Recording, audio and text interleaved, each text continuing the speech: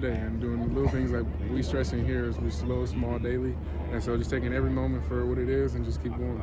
The best I can do is just making sure I step through these walls with 110% effort every single day. So that's the best thing I can do. What are the biggest lessons you took from last season? Being able to be patient and knowing that like everything's not against me, and just being able to take a situation, given a negative situation, being able to turn it positive, and just being able to see the good in a lot of bad situations. Because regardless, the world's not going to stop for nobody. Were there times last season where it felt like everything was kind of going against you?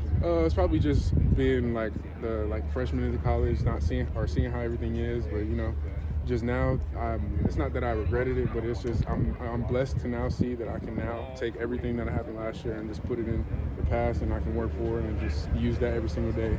And just seeing like I don't ever want to be in a position to where like I'm on the sidelines or I'm doing something like that. So I'm just doing the best I can every single day to just use that as my motivation, just keep going. How have you taken to the new coaches? Yes, you said again. How have you taken to the new coaches and gotten to know them? Oh, man, it's a blessing. This staff is amazing. And just working with Coach Manning every single day, I learn something new every single day. And with that, just putting my hands on an O-lineman before he can, or just little things like just being able to break him down. It's a blessing to be in between these walls and in these meetings. What was it like to have a fresh start with a new staff coming in? You're kind of proving yourself all over again. I told them it was kind of like a whole new freshman year again, but it's just something that comes with college football, and you just got to start over. Like I said, the world doesn't move for anybody, and so you just got to learn to adapt to any little situation. That's what's going to make or break it going into the next one. How's your knee doing? Everything's doing great. It's a blessing to be here again. I'm moving, I'm fast. I feel like I got my twitch back, and so everything's all good. What was the setback you went through with the knee?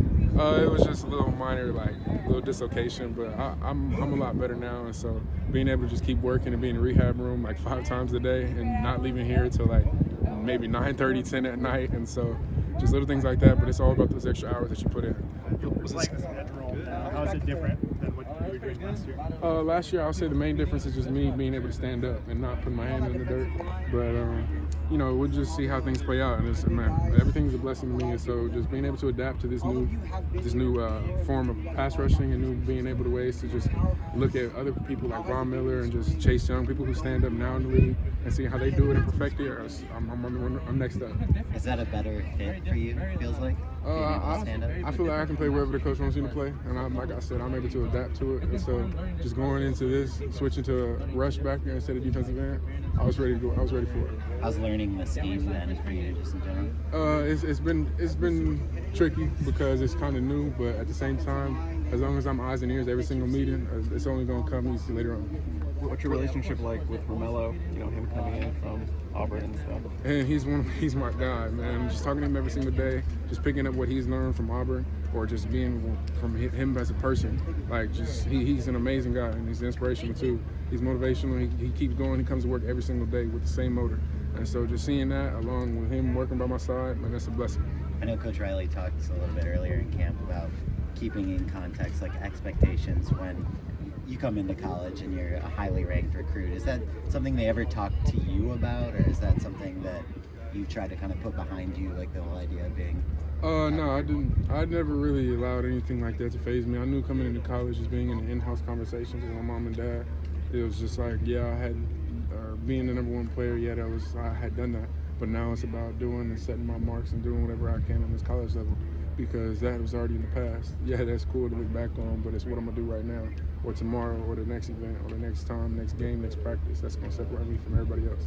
Was there any scare when the injury happened, and how long ago did it happen to you? There's always like a little moment of everybody to feel like, damn, what's gonna happen next? But at the same time, I had to snap back into it because it's all about football, and just being able to go in and just, like I said, just take every negative situation, being able to look at it as a positive.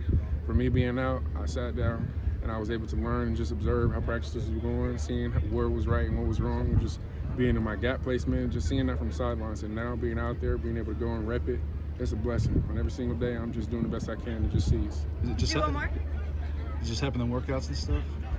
No, it happened during like a little PRP.